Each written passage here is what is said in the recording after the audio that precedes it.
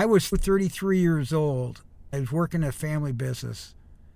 I was there since I was 21. I was running the business from about 26 on. I downsized the company, grew the company, and at the time I was going through my divorce, we had 150 employees. I was the president of the company.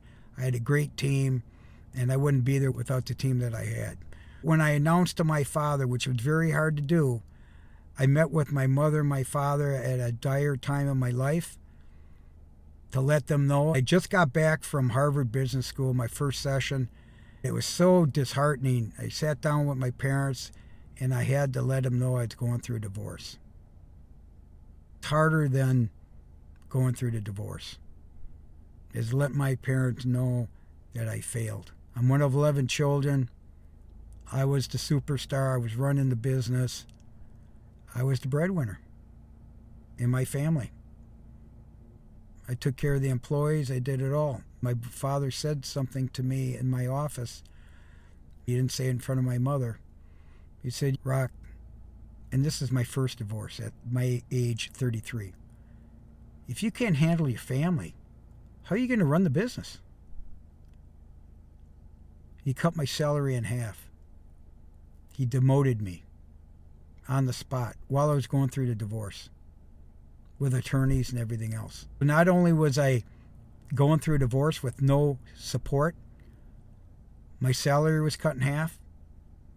My father told me not to come into the office. He didn't want to see me. I failed, and it ruined his outlook. I was in the process of buying the business on my own, and everything changed. You could be a superstar and you could lose it all, man.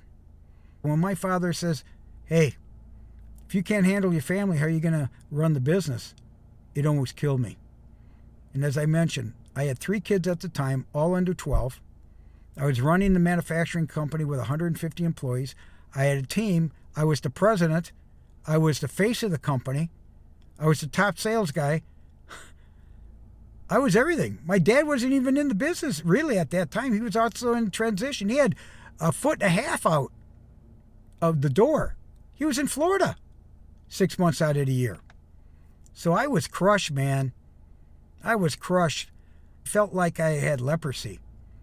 Nobody would talk to me. The only support I had was men's groups, Bible study, priests. I did everything I could to get out of the pain. I was living in hotels. I lived with my parents for a week, which was really bad.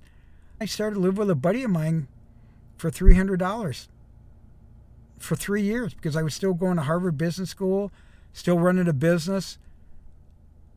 Bring my kids over to my buddy's house every other weekend. Thank God for sports because they were all involved with sports. That really kept me alive. I said, screw it, man. I'm going to prove everybody wrong. So let's talk straight.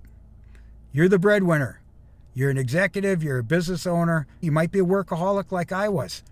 I was naive. I had no plan to go through a divorce. I was not the petitioner. I was the recipient. I was reacting to everything. You're not only going through a divorce, you're defending your legacy. You got mouths to feed. You got employees to pay. You got deadlines. You got debts. You got decisions. And now, depositions? It takes a year to 2 years to get divorced. No one teaches you how to balance a business, a broken heart, and a custody battle. Nobody teaches you that. And with no support. It's very emotional. This is why it's an advantage to be a business person. Because then you know it's really about the money. Like they say, nothing personal. It's just business. Well, that's what divorce is. Divorce is a business.